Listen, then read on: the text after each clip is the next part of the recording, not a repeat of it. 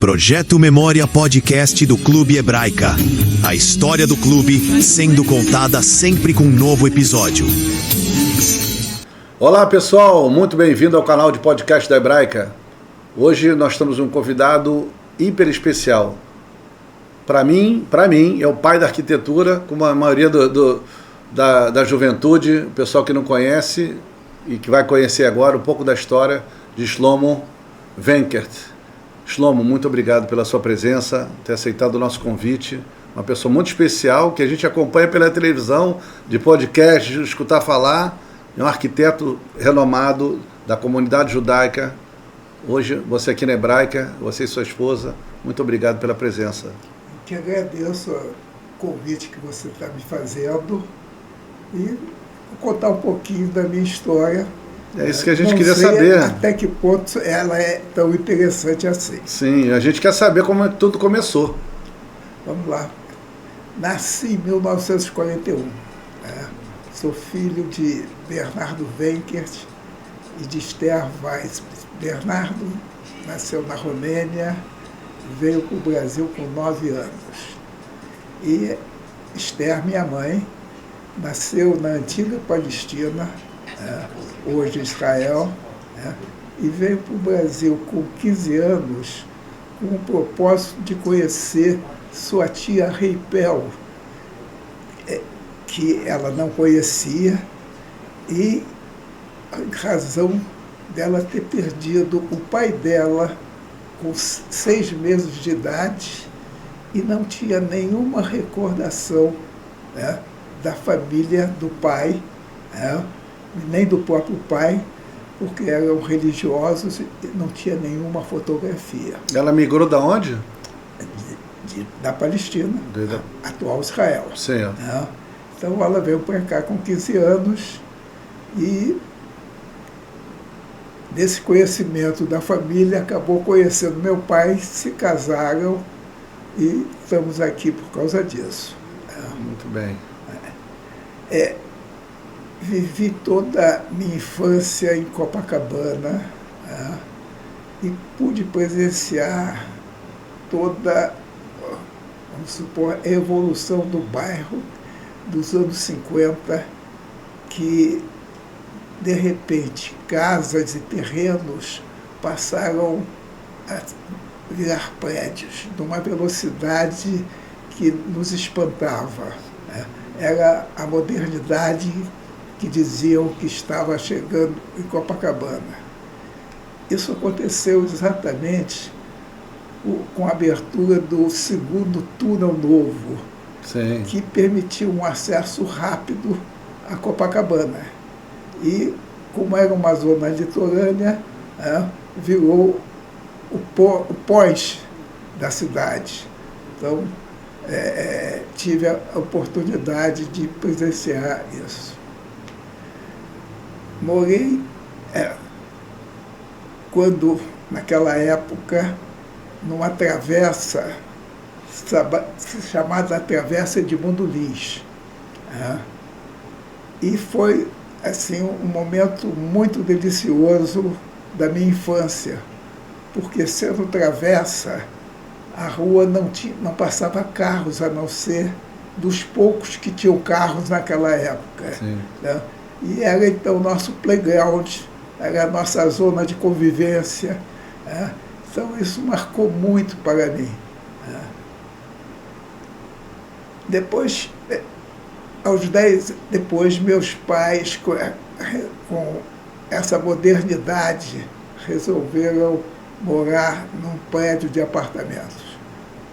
O que para mim foi uma catástrofe, porque de repente aquela liberdade que eu sentia morando numa travessa e usando a rua como um espaço nosso, de repente isso deixou de existir e morávamos num prédio de apartamentos com garagem, com elevador, mas era moderno, mas não atendia às nossas necessidades. E assim foi. Com 10 anos eu por orientação da minha mãe, fui aprender violino. Com 13 anos, eu já estava numa orquestra de câmara judaica, cujo maestro era Henrique Moraes Lebon, Sim, que depois se tornou um grande maestro. Sim, sim. E assim toquei violino até a véspera do vestibular. Quando chegou o vestibular, eu inconscientemente, depois eu me conscientizei do porquê, parei de tocar na orquestra e de estudar violino. Me dediquei exclusivamente ao vestibular. Bom, passei para a faculdade no 4º lugar, o que foi um negócio muito bacana. E a faculdade, para mim, foi um novo mundo. Essa vida universitária, para mim, representou, assim, uma espécie, um lugar que eu não conhecia. Novo mundo. Era um novo mundo. Tive excelentes colegas que grande parte me dou com eles até hoje, os que estão vivos. E que eu poderia dizer mais? Bom, aí comecei a exercer? Não, exercer ainda estava na faculdade. Tá. A faculdade, qual era a faculdade? Só tinha uma, que era a Faculdade de Arquitetura, Nacional de Arquitetura. Ficava onde? A Faculdade Nacional de Arquitetura, ela ficava na Praia Vermelha quando eu comecei a estudar. E que era maravilhosa.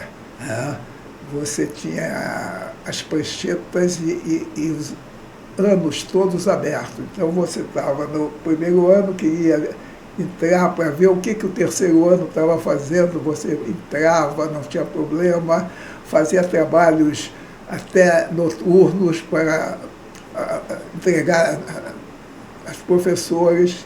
E aí comecei a fazer estágio. E o que aconteceu interessante para mim, como na vida profissional, foi que no terceiro ano entra na faculdade uma pessoa que tinha parado de estudar por 9 anos e senta-se ao meu lado. E aí eu senti a dificuldade dele, 9 anos parado, e comecei a procurar ajudá-lo e fomos fazendo uma amizade. Essa pessoa se chamava Sérgio Dourado, que eu convivi com ele praticamente toda a minha vida profissional. Aproveitando, ele foi sócio da Hebraica. Sérgio Dourado foi sócio da Hebraica. Sérgio Dourado foi sócio Sérgio Dourado foi sócio da Hebraica. Não sabia. Que coisa boa saber. Bom, mas aí, quando estava no final da faculdade, bom, só para você ter uma ideia, a nossa amizade foi tão grande que no 4º ano a faculdade passou para o Fundão. A minha irmã estudou no Fundão e fez arquitetura. Então, eu estava naquela boa vida da Praia Vermelha, de repente tive que ir para o Fundão lá depois de Bom Sucesso. E aí, o que aconteceu? O Sérgio chegou e disse assim: você tem carro? Eu disse: não, pô. Então, vou te pegar todos os dias. E todos os dias ele me telefonava e me pegava para levar para a faculdade. Você dava carona. E a gente assim ficou cada vez mais amigos. Quando chegou no final da faculdade, o Sérgio chegou e eu já fazia alguns trabalhos de arquitetura de interior naquela época. O Sérgio chegou para mim e disse assim: você já sabe onde você vai ficar quando você terminar a faculdade?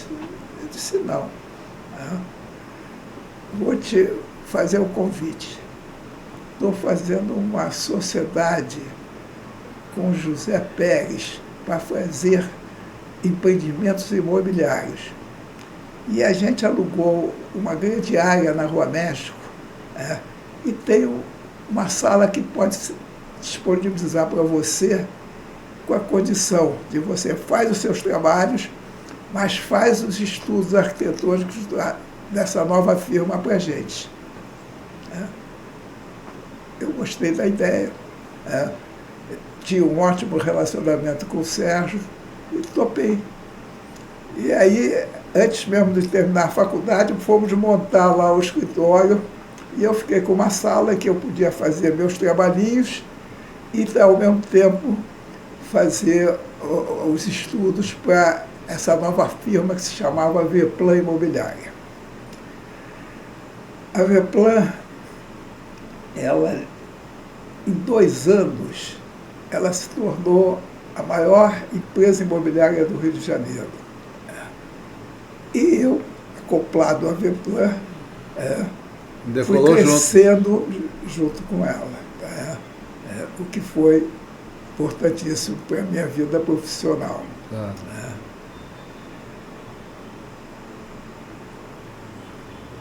Falar sobre projetos agora, já que me tornei profissional. Mas antes disso eu queria falar uma outra coisa. O arquiteto, ele não faz projeto para ele. Ele faz projeto para alguém. Ou para alguém, ou para vários alguém. Então, tem que saber se o outro lado também topa, né? É lógico. Normalmente o outro lado é que nos procura. Sim. Então, os projetos que a gente vai falar da agora em diante, eu considero o seguinte, não foram ideias somente minhas.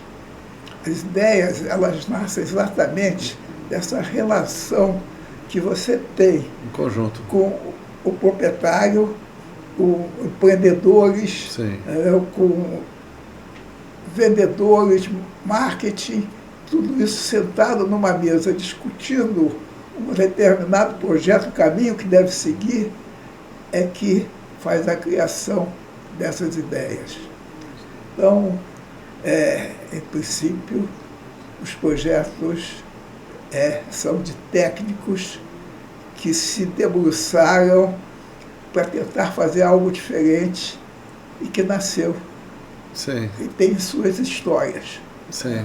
O primeiro empreendimento que você saiu desse projeto, quando você entrou junto com o Sérgio Dourado, com o Zé Isaac, qual foi o primeiro que você startou e você ainda ficou meio ressabiado? Teve algum que você falou assim, foi o primeiro que você... O primeiro empreendimento que nós fizemos foi na Rua do Resende.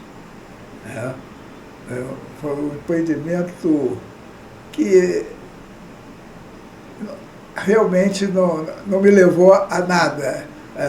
Foi uma experiência para todos nós. Deu certo.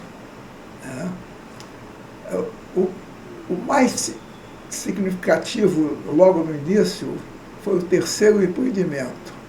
Que foi? Que foi o edifício Parque da Cidade, na Marquês de São Vicente. Esse empreendimento... Conheço bem lá, eu moro do lado. Moro na Gávea, então conheço bem o Parque da Cidade. Pois o Parque da Cidade foi o terceiro nosso empreendimento. E era um terreno que era bastante profundo, ele ia até junto à fralda do morro, e tinha 3 blocos. E o que aconteceu? Eu tinha exatamente esse pensamento na cabeça, que o morar num empreendimento de prédios tinha que haver um espaço de convivência. Mas o espaço de convivência que a lei antigamente dizia era um playground de 1 metro quadrado por cada unidade. Básico. não representava nada. Nada. E eu queria fazer isso de uma forma mais ampla. E eu via que naquele local era possível fazer isso. E aí conversei com o Sérgio, com o Pérez, e disse, ó, vamos fazer isso, ó. Além de fazer o playground, como prevê a lei, vamos fazer uma piscina, vamos fazer uma sauna, vamos fazer uma área de jardins e o próprio playground. E eles toparam. E o empreendimento foi um sucesso. Vendeu tudo rapidinho. Vendeu, eu já não me lembro, mas vendeu tudo. E aí isso começou a marcar. E como foi o sucesso... Ali começou a pegar gosto, né? A brincadeira começou a pegar gosto ali, né? Exatamente. Aí como exatamente aquilo foi um sucesso, começaram o seguinte, ó, todo empreendimento que eu tinha novo, faz uma área de convivência aí, faz aí um playground, faz uma piscina, e toda vez que... Dali foi para o São Conrado, não? Foi para São Conrado? Para o Világio, não? O Világio foi bem depois. Não, o Világio foi bem depois. E aí eu acho que tem 2 empreendimentos que me deram muita satisfação de fazer naquela época, que foi você falou Világio, agora... São tantos, né? Chácara 92, na Delfim Moreira, não sei se você ouviu falar. Não. Eram empreendimentos com 3 prédios, e que, novamente, a gente queria colocar toda essa parte de convivência. Mas um dos construtores chegou e disse assim, não, mas pô, vocês estão fazendo um empreendimento de luxo, isso daí cada um deve ser separado, cada um deve ter toda uma estrutura.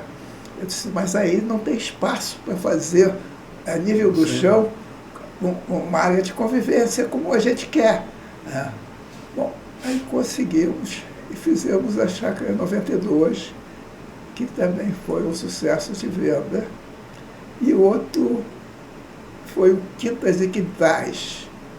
Quintas e Quintais foi um empreendimento na Sambaíba, que a gente fez para Carvalho Roski, e para o Gaudiano, que eram os donos, e que era uma antiga pedreira. E aí, como esconder essa pedreira? Aquilo era um negócio complexo. E eu acho que a gente conseguiu. E me dá um prazer danado em falar sobre esse empreendimento e ver o empreendimento. Isso foi bem no início, então? Isso foi bem no início.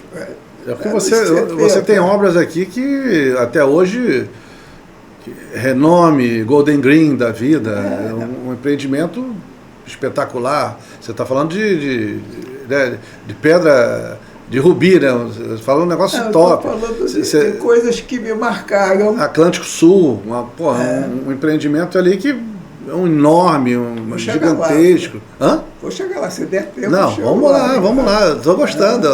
A gente está gostando, né, pessoal? Bom, aí, fora esse centro de convivências, fizemos outros que a ideia, o problema era fazer um diferencial. Como encontrar um diferencial em cada projeto que a gente fazia. E aí o Centro de Convivências foi um deles. O outro que a gente pode falar, deixa eu até ver aqui o nome que a gente esquece. São tantos, né? Que a gente esquece. Isso é bom. Quando a gente esquece, é bom porque tem muita coisa, né? Bom, vou falar também um do antigo, da cidade do Rio de Janeiro, o edifício Cidade do Rio de Janeiro, na Rua México com o Almirante Barroso. Sim. Isso também foi logo no início. No escritório da Aveplan nós víamos esse terreno. E o Pérez sempre dizia, pô, temos que fazer esse terreno, temos que fazer esse terreno. E ele foi procurar quem era o dono do terreno, né, que era da família Palma Machado. E foi falar com ele, né, e dizendo-se que a gente se colocava em condições de fazer aquele empreendimento para ele. E o Paulo Machado tinha tentado 2 vezes antes a tentar vender o empreendimento e não conseguiu. E confiou no Pérez, inicialmente. Ali foi uma parceria, que chegou a ser uma parceria. Foi feita uma parceria, quer dizer, na verdade não foi uma parceria, o empreendimento era da Paula Machado e nós fizemos todo o planejamento e vendas do empreendimento. Sim. E Veplan fez o planejamento sim. E eu fiz a parte de projeto. E era um prédio com 32 pavimentos que tinha acoplado um prédio de escritórios para os usuários, que também na época era uma novidade. Sala comercial, né? Da comercial. E, além disso, com ideia do Pérez, de fazer 2 pavimentos que seria um centro de convivência comercial. Foi um clube de negócios. Então, hoje não tem mais esse clube de negócios, mas quando a gente lançou, tinha um clube de negócios nos 2 últimos pavimentos, e que tinha salas de reunião, tinha áreas de estar, restaurante, salas de projeção, piscina, sauna, barbearia. Era um clube de negócios que todos os proprietários das salas eram sócios desse clube de negócios. E aí foi um sucesso. Este foi vendido em 3 dias. Uau. Foi realmente algo sensacional. Que acabou que todo mundo começou a apostar as fichas no time que está ganhando, né? Exatamente. O time que está ganhando, todo mundo vai atrás, né? E vocês começaram a fazer sucesso, o que botava para vender, vendia tudo. Mais ou menos isso. Então, o sucesso chama sucesso. Mas então, o José Isaac Pérez era seu ajudante de honra, né? Vamos dizer assim. Não, eu sei. Vocês trocavam muito, né? Ali, um desenhava e... A grande força que existia é que se sentava na mesa, pessoas, cada um com uma determinada visão diferenciada, e começava a discutir o problema. Então, outro caso que a gente tem é aquilo que a gente chamou, o giravista. Giravista. Giravista? Giravista.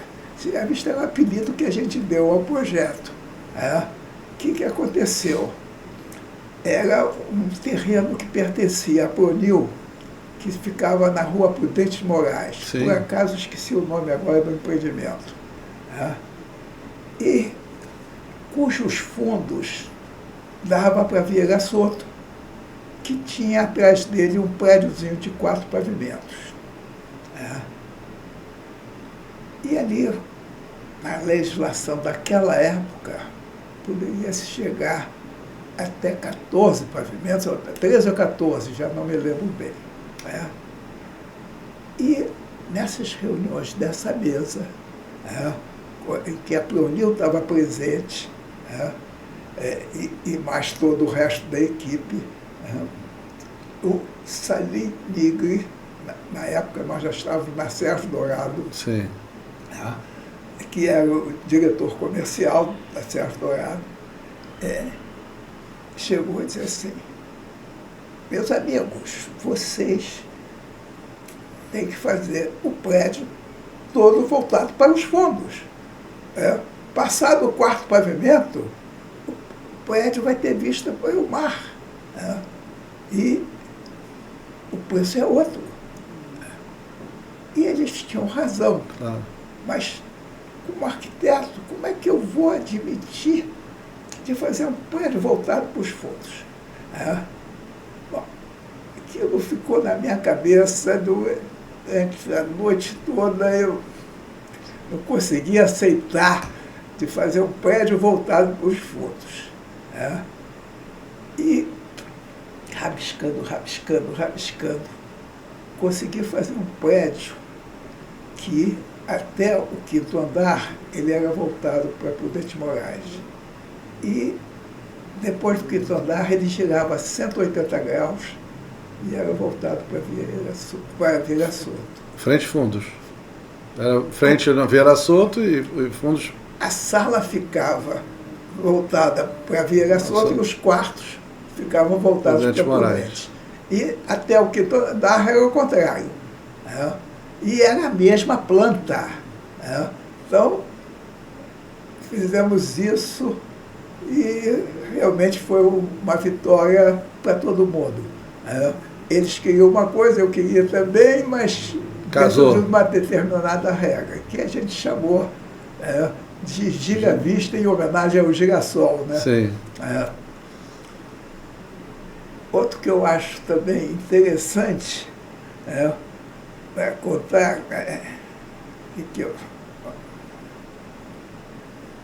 foi as vitrines suspensas. O que é vitrines suspensas?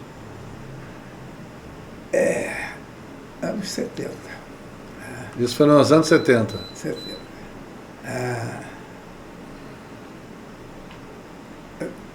Começou a haver, naquela época, prédios comerciais com galerias de lojas, com 1 e 2 pavimentos. Toda a moda galeria de lojas, que antigamente... Não tinha shopping, né? Não existia shopping, e era uma forma, então, de agrupar um conjunto de lojas através de galerias. Mas essas galerias tinham um problema, porque o 1º andar era maravilhoso. O 2º andar... Tinha escada rolante naquela época? Já não? Já existia. Já existia. O 2º andar era um pouco mais complexo. Então, o mercado ele já fazia, quer dizer, já existiam outros prédios com galerias que tinham a escada rolante e o acesso aos escritórios, que normalmente eram 2 andares de lojas e escritórios em cima. E o acesso aos escritórios era feito pela escada rolante no 2º pavimento de lojas. Então, isso dava toda uma movimentação das lojas de quem ia visitar as salas ou pelos próprios proprietários das salas. Mas aí a gente, com a nossa sempre reunião, começamos a dizer, mas a gente resolveu o problema de quem está no prédio. E o transeunte, como é que a gente chama ele para o 2º andar? Aí começamos a pensar e surgiu a ideia de fazer as vitrines suspensas, que eram bay windows, que ficavam, vamos supor, para fora do prédio, em ângulos, e que os transeuntes poderiam ver todas as vitrines, o nome das lojas e tal. Sim. Isso também ficou tão marcado que nós fizemos vários projetos com essa mesma solução. Todo mundo que só queria saber prédios com vitrines suspensas na Visconde de Pirajá e na Ataúfo de Paiva. Ainda tem, né? Hoje tem vários ali. Você anda, a maioria agora todos são assim, né? Você sobe até, quer ir para o consultório, você tem que subir 2 andares de escada rolante, aí pega o elevador. Enquanto você vê... Mas o problema é ver a vitrine como transeunte. Essa foi a jogada que se transformou num ícone. Por acaso, foi feito um novo prédio de escritórios agora lançados que me pediu licença para desenvolver a mesma solução que a gente tinha feito, logicamente. Claro. Foi um prazer. Sim. E assim foi acontecendo os projetos. Tem primeiro, a parte hotel no Rio de Janeiro foi uma ideia que, por acaso, eu trouxe, porque eu tinha um amigo de juventude, que foi o Pinco Schumacher, que se tornou médico, foi fazer um pós nos Estados Unidos, acabou casando com uma americana e lá ficou. E a gente ia sempre visitá-lo. E aí, numa conversa, ele queria que eu fosse para a casa dele, e eu disse, não, vou para um hotel. Ele disse, por que você não aluga um apartamento por temporada? Aí, é uma ideia. E isso me deu a ideia de trazer para o Rio também um tipo de apartamentos por temporada, que eram os apart-hotéis. Então, o primeiro apart-hotel foi feito na época, Veplan, acho que sim, pela Veplan, que era um prédio na Barata Ribeiro, com esquina de Siqueira Campos. E ele era todo dotado como se fosse um hotel. Sim. Ele tinha restaurante, ele tinha piscina, ele tinha toda a infraestrutura, a portaria, porta-malas. Ele era um hotel feito para ser vendido. Eu me lembro que eu era garoto, se eu não me engano, o Júnior, jogador do Flamengo, que hoje é comentarista, teve até uma loja lá. Eu era garoto ainda, de jogar no Flamengo. Teve uma loja de esporte, eu ia lá visitar, ficava olhando. Sim.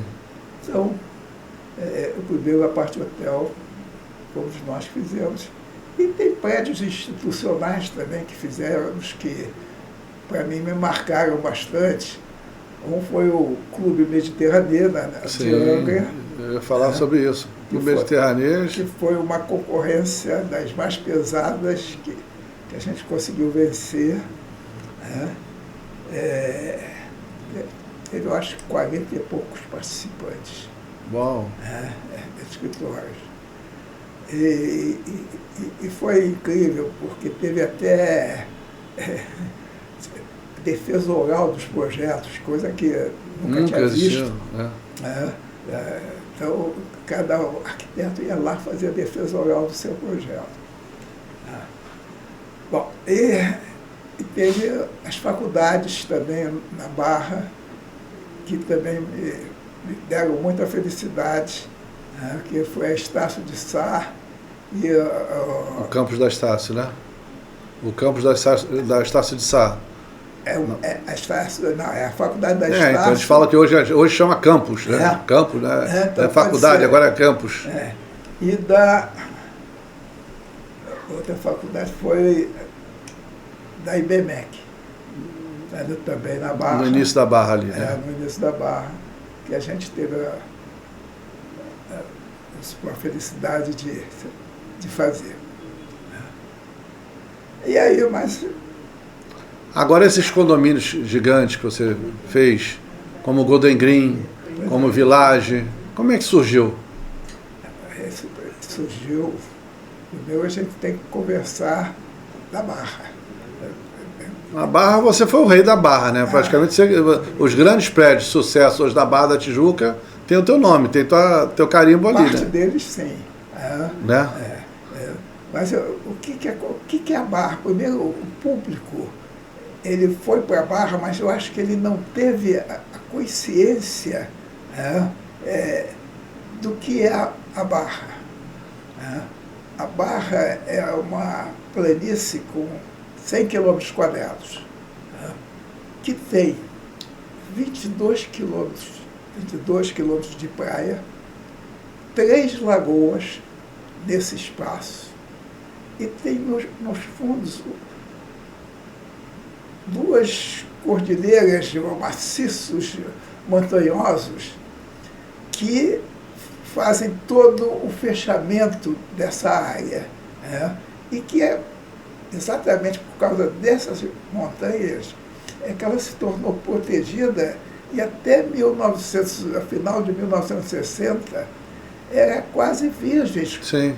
Pouquíssimas coisas tinham alguns clubes, algumas pequenas casas, era zona agrícola. Era segundo, eu me lembro que quando eu era criança, nós estamos falando dos anos 80, a gente morava na Tijuca, né? Meu pai, a gente era da Tijuca, tinha apartamento na Barra, e passava o final de semana na Barra e voltava para Tijuca do final de... É como se fosse Teresópolis, né? Da comunidade. A gente ia final de semana para Teresópolis, depois voltava. Então todo mundo tinha um apartamentozinho na Barra, mas não morava na Barra.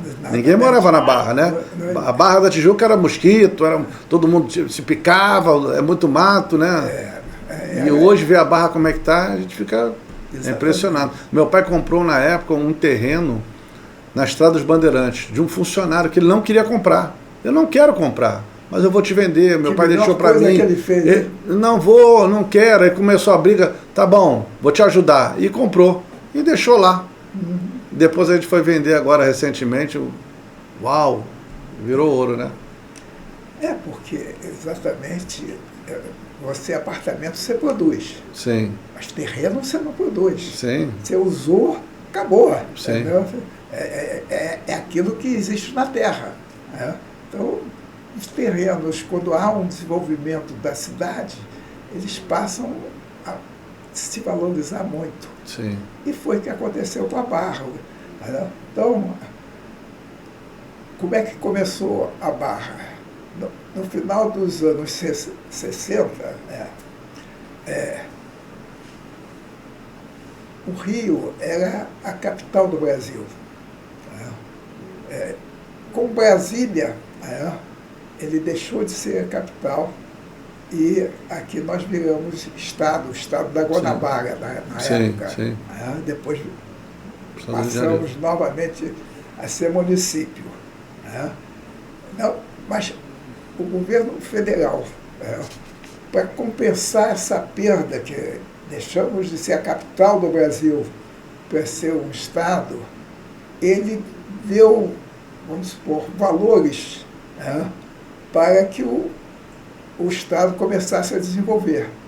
E um dos pontos que resolveu se aplicar esses valores foi a Barra da Tijuca, o acesso à Barra da Tijuca.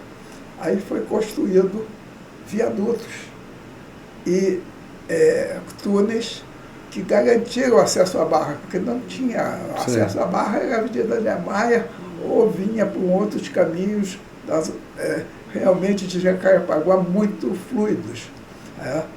Então, isso exatamente permitiu que a Barra pudesse crescer. E com aquelas belezas naturais que deviam de ser preservadas, aí eles contrataram o Lúcio Costa para fazer todo o planejamento urbanístico da Barra. E o Lúcio, para mim, foi um grande maestro que os cariocas todos deviam de abençoá-lo. Porque o planejamento que ele fez para a Barra, ele programou todo o skyline da Barra visando, vamos supor, oferecer as naturezas que a Barra oferecia. A praia, as lagoas, as montanhas. Então, ele fez um projeto de skyline de cheios e vazios, que você, nos prédios, que estavam bastante afastados entre si, você poderia, dependendo da sua localização, ver a praia, ou ver a lagoa, ou ver a montanha. E isso praticamente está preservado até hoje. E para as residências, ele incorporava as casas na natureza. Então, foi um planejamento, logicamente, era muito maior do que isso que eu estou falando. Tinha o centro metropolitano que se previa que o governo fosse fazer lá a sua sede, acabou ficando na cidade, e toda outra infraestrutura, mas o plano foi maravilhoso. E importante, era um espaço que a intensidade de uso ela foi muito abaixo do que era no restante da cidade. Enquanto na cidade você podia ter uma taxa de ocupação, o volume de construção, que era 3 vezes e meia, em média, a área do seu terreno, na Barra, em média, era 1,5. Então você vê a diferença entre 1,5 e 3,5. Sim, sim. Hoje todo mundo quer mudar essa proporção. Vai ser importantíssimo que se preserve. É lógico que pode ter acréscimos, Claro. mas esse espaço, quer dizer, que levou o sucesso da Barra junto com essa natureza, tem que ser preservado. Entendi. Muito E bom. isso deu origem a esses empreendimentos todos da Barra, que são, como a Barra foi preservada, ela não foi fracionada como os demais terrenos, que vieram desde a época do Império sendo fracionados cada vez menos. Então, terrenos, na Ipanema, você encontrava terrenos com 10 por 21, 210 metros quadrados. Quando a gente encontrava algum terreno com 500 metros, graças a Deus.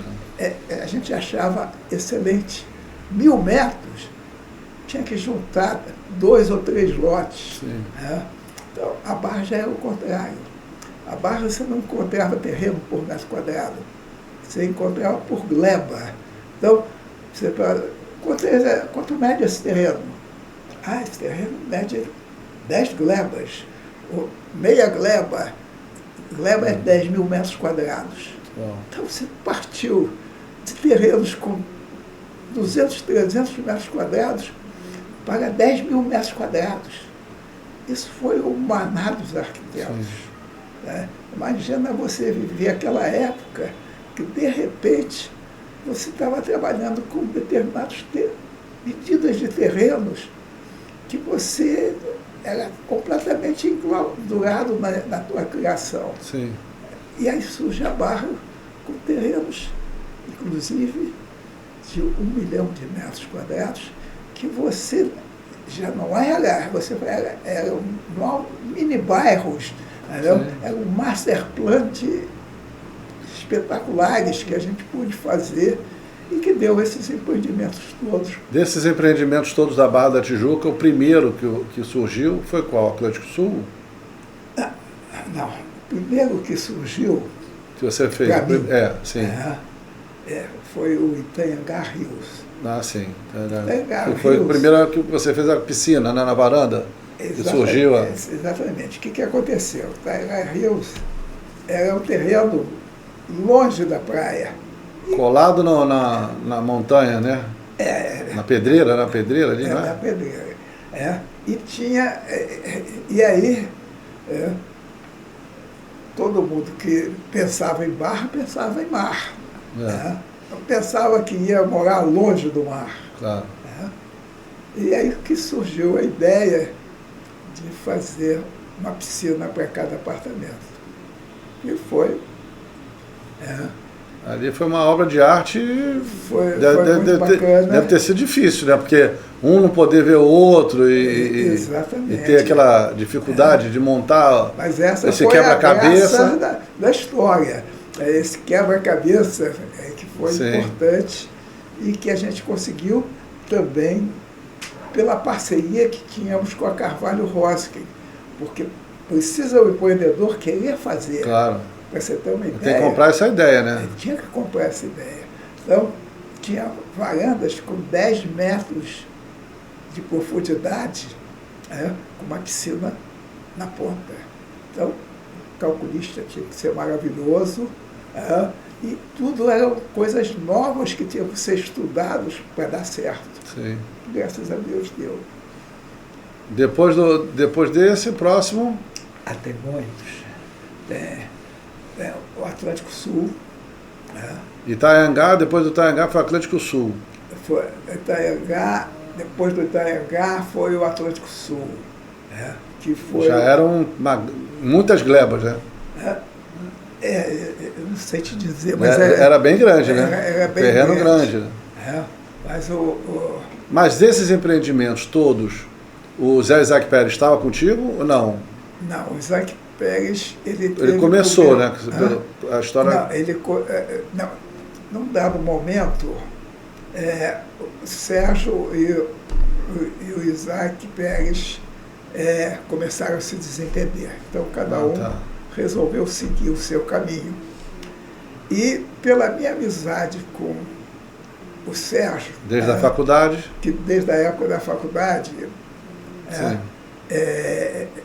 eu acompanhei o Sérgio, até porque ele me permitiu comprar dele um percentual da Veplan. E a gratidão também, né? A gratidão que você teve também, né? Gratidão, amizade. Sim. Mas a minha amizade também com o Zé Pérez é grande. Eu acho que você possa estar enganado, porque eu não conheço, não tenho prazer.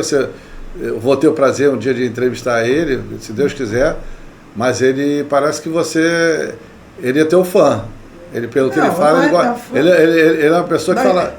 Ele te fala, quando ele fala de você, a gente vê que é diferenciado, uma pessoa que ele tem muito carinho, muito... Mas a recíproca é verdadeira. Sim, imagina. Nós começamos juntos. Sim. Tínhamos ambos saídos da faculdade. Ele teve uma experiência imobiliária que foi maravilhoso para ele. E aí depois se juntou com o Sérgio e fizeram essa empresa. E começamos juntos. Eu aprendi muito com ele e eu acho que ele aprendeu também comigo. Claro, é a troca, né? A vida é essa, uma troca, né? Foi muito bom. Sim. Gosto muito dele até hoje. Ele patrocinou parte desse livro. Gente, aqui o livro, vou mostrar para vocês o livro que o Shlomo lançou recentemente. Então, de todas as livrarias, né? Argumento, e qual é a outra que está? A Travessa também. Você que está interessado, isso aqui conta muita história do Shlomo, como é que tudo começou. São terrenos da Barra. Arquiteto, ou que gosta de arquitetura, está aqui, ó, a dica. Obrigado. Não, tem que fazer a propaganda, a gente tem que falar a verdade. Aí pode ver detalhes de alguns projetos da Barra que a gente achou importante. É um livro de estudo, né? Além de conhecimento, é tudo, né? Tá tudo. Agora, eu queria saber também, a gente vai chegar lá, você fez o Golden Green, né? Um empreendimento luxuoso. Que foi do Pérez. Do Pérez, fez o Atlântico Sul, Riviera del Fiore. Riviera. Itaiangá, aí o São Conrado Village também, que é espetacular ali, que pega praticamente São Conrado inteiro, quem passa ali conhece. Eu vou te fazer uma pergunta, você trabalhou como voluntário para a comunidade judaica, de antemão, já, como judeu, como presidente da Hebraica, acho que falo pela maioria da comunidade aqui também, acho que todo mundo está de acordo, te agradecer pelo trabalho que você fez no Clube Adolfo Bloch. Clube Adolfo Bloch foi... Como é que foi essa história do Clube Adolfo Bloch? Conta pra gente. Como é que foi? O Adolfo, ele foi convidado para a inauguração do Clube Mediterrâneo. Aí ele foi lá no Clube Mediterrâneo e já existia um grupo de pessoas querendo fazer um clube judaico na Barra. Sim. E ele gostou do Clube Mediterrâneo e aí ele me indicou para esse grupo para fazer o projeto do Clube Adolfo Bloch. E eu me engajei. Então, o problema é o seguinte, isso é comunidade. Sim, claro. Então, cada um vai doar um pouquinho. Cada um tem que doar um pouquinho. Na verdade, eu fiz o projeto ganhando títulos para mim e para os meus 3 filhos. Então, esse foi, vamos supor, a parte econômica da coisa. Mas trabalhei muito para o clube e, infelizmente, depois de algum tempo, cheguei à conclusão que era difícil o clube ir para frente. Porque a maioria desses empreendimentos, inclusive, que eu projetei, tem tudo, né?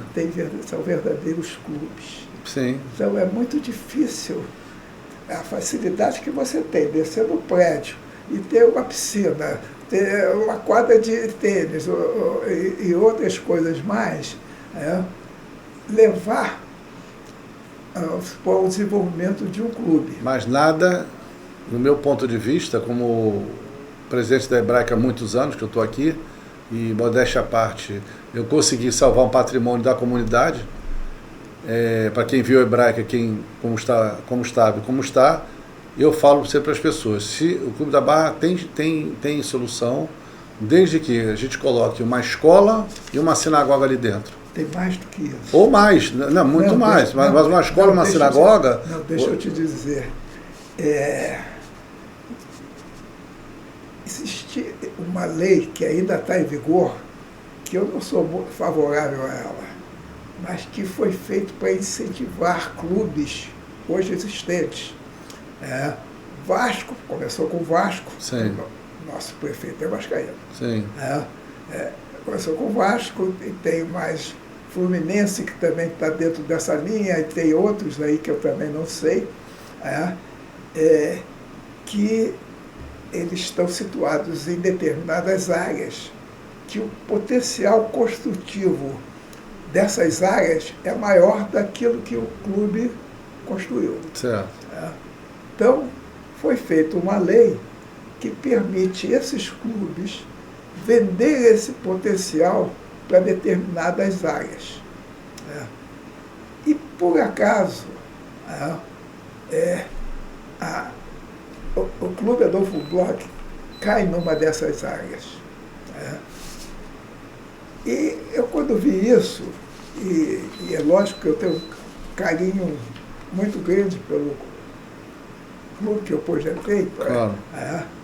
Eu tentei ligar para a diretoria, disse, se nós vendermos 20% da área do clube, a gente faz todo o restante do clube, todo o restante do projeto do clube.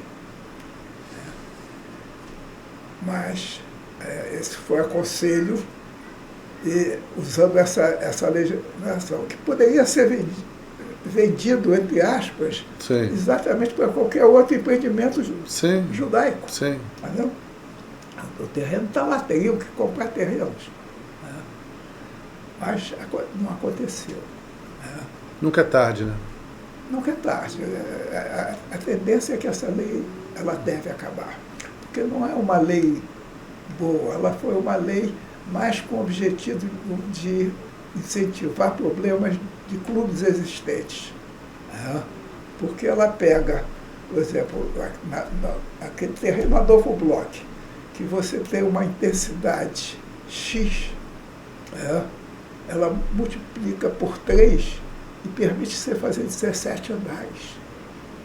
Então, não é uma lei, vamos supor, que soma, foi uma lei mais política. Mas ela existe. Ela está aqui. Mas não aconteceu. E tem. Mas com modéstia à parte, o presidente que está lá hoje, Roberto Stringer,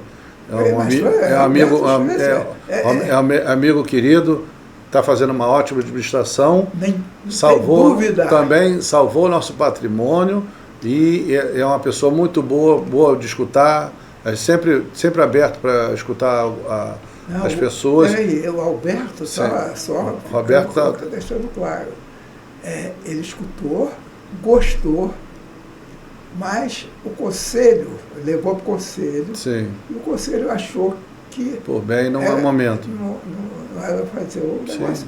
E eu me convenci. Respeito, sim, claro. Tranquilo, entendeu? Eu acho que ninguém é... Mas a tendência é que a população começa a caminhar para lá, né? Hoje em dia, os jovens querem morar no Recreio, porque ainda está um metro quadrado barato, né? Ainda tem um preço acessível, barato, vamos dizer assim, acessível. São casais que estão começando a vida e estão procurando para lá. E até mesmo na Barra, lá naquela área, não tem uma escola judaica, não tem uma sinagoga. Não. No Recreio, não? Não tem uma sinagoga nem escola judaica. Recentemente, quase o Liesen da Barra foi vendido, até por um grupo, está ótimo, está administrando muito bem, e não deixou a vela se apagar. Exatamente. E a tendência que eu vejo, o futuro, o Clube Adolfo Futebol, que vai colocar uma escola lá, que vai salvar o patrimônio também nosso, vai dar mais fluxo de gente, a comunidade vai acabar chegando lá. É questão de momento, mais dia, menos dia. Mas olha, Shlomo, eu tô impressionado com tanta coisa que a gente falou hoje aqui, e quero te agradecer muito, muito, muito, muito. Acho que se a gente ficar falando aqui, a gente vai ficar falando dias e dias, porque é muita história. Então, eu estou impressionado. Cada prédio tem uma história. Cada prédio tem uma história, claro. Ali começa do nada. Você vê um embrião ali pequeno, daqui a pouco você vê aquele elefante gigante e todo mundo morando, briga para comprar, e as pessoas botam um preço que de repente não sabe se vale, e as pessoas começam a pagar. Então, eu imagino na tua cabeça como é que deve ser, né? O que a gente vai imaginar? Você desenha no papel, igual o cantor, ele faz uma música, daqui a pouco tá todo mundo cantando a música do cara, peraí.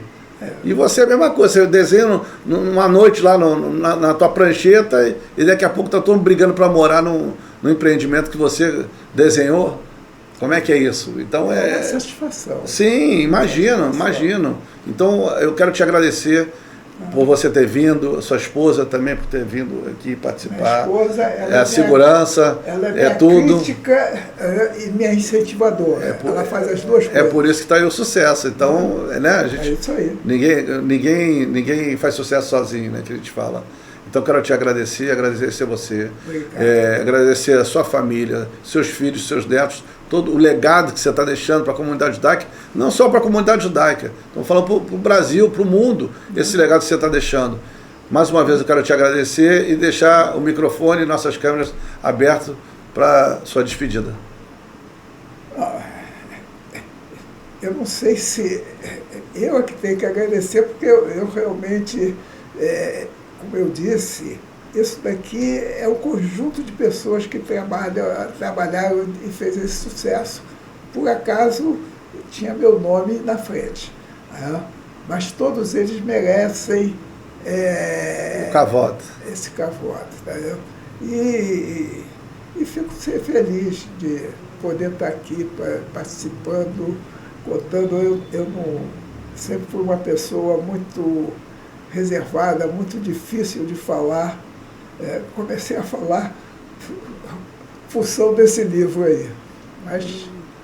Gente, quando eu fui conversar com o Shlomo, eu estava em viagem e eu fui explicar para ele o que era o podcast. Mas o que eu vou fazer lá? Eu não sou importante. Eu falei, se você não é importante, quem é importante? A gente queria escutar você. Eu vou te falar com toda franqueza. Você é uma das pessoas que eu mais queria entrevistar desde quando eu comecei esse podcast. E hoje eu consegui realizar meu sonho de poder escutar um pouquinho de você. Tudo bem. Quando eu estou às ordens, quando puder, sempre estarei aqui fazendo sempre alguma coisa para a sociedade. A gente falou muito pouco em relação a vamos voltar a falar para a sociedade. Mas realmente, dentro dos meus pensamentos, eu não consegui fazer o que eu desejaria para a sociedade. Quer dizer, os meus pensamentos não foram tão bons assim. Então nunca é tarde. Nunca é tarde. Né? Eu estou sempre disposto. Muito obrigado. Um por abraço tudo. grande. Shalom. Obrigado. Shalom, paz aí, que é o que a gente precisa. Amém.